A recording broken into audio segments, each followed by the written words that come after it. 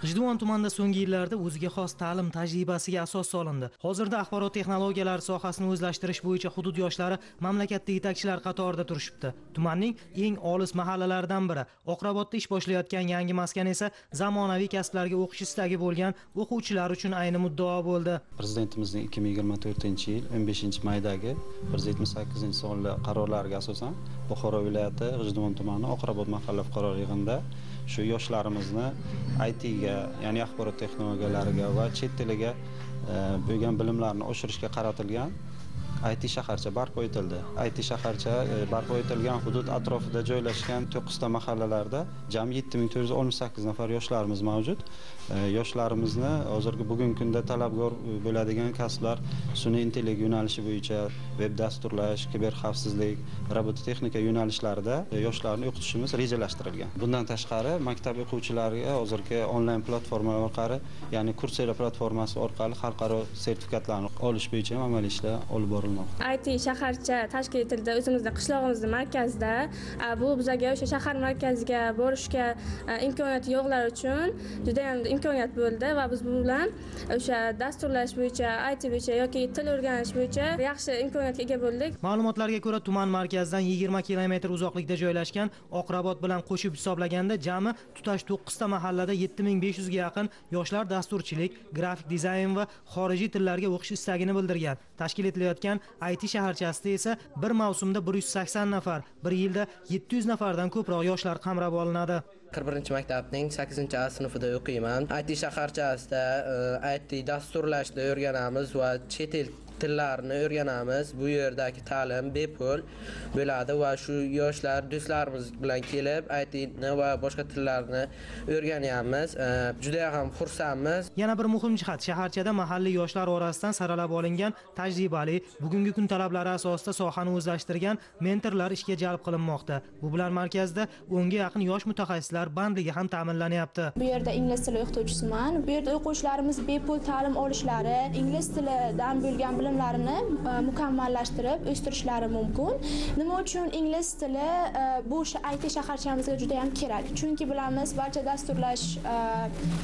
dasturlash tizimlari ingliz tilida yuritiladi.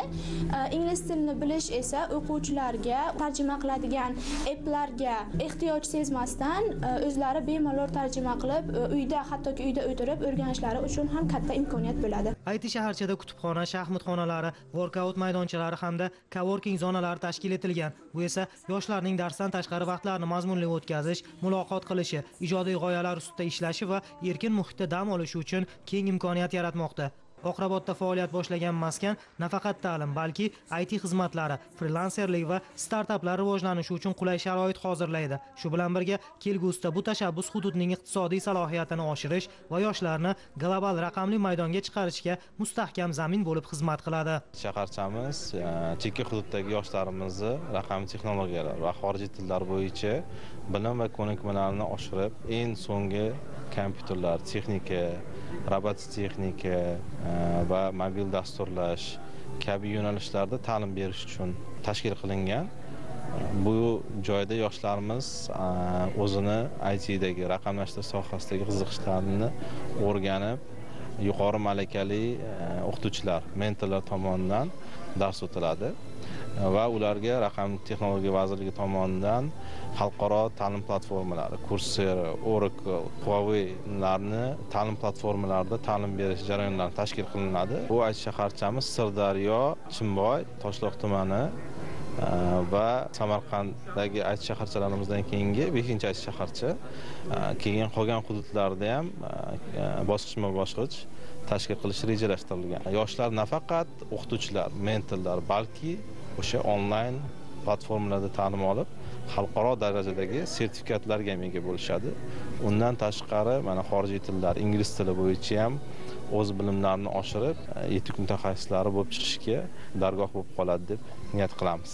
Buxoroda yoshlarni IT sohasiga jalb qilish uchun 2024-yilda ilm-fan va innovatsiya sari keng yo'l ochilib, 30 ming nafardan ortiq yoshlar 1 million dasturchi loyihasi doirasida Coursera onlayn platformasida tahsil olib, zamonaviy bilimlarga ega bo'lgan edi. Ularning 200 dan ortig'i esa professional kurslarni tamomlab, xalqaro IT sertifikatlarini qo'lga kiritishdi. Joriy yilda esa bu ko'rsatkichni 35 mingdan oshirish reja qilingan. Shu vaqtgacha 9 oyda 6 million dollardan oshiq IT eksportiga erishgan bo'lsak, sun'iy intellektni ham eksport yo'nalishiga qo'shadigan bo'lsak, bu bizga ertaga juda katta natijalarga erishsak bo'ladi. Bu orqali O'zbek Coders, ya'ni 1 million dasturchi loyihasining mantiqiy davomi bo'lgan sun'iy intellekt yo'nalishida ham 1 million dasturlash loyihasi prezidentimiz tomonidan ilgari surildi hamda yiliga o'sha 5 million yoshlarni ushbu yo'nalishda o'qitib, Buxoro viloyatida hozirga qadar 230 ta o'quvchi ushbu platformadan ro'yxatdan o'tib 137 tasi sertifikatga ega bo'ldi hamda bu 5 million rejaning asosiy ijodchilaridan deb o'zimiz hisoblab oldimizga katta amallarni oldik hamda birinchi yilning o'zidayoq 100 mingta yoshni ushbu platformada o'qitib, ularni kerakli bilim ko'nikmalariga ega bo'lishini ta'minlashni o'z oldimizga maqsad qilib qo'ydik.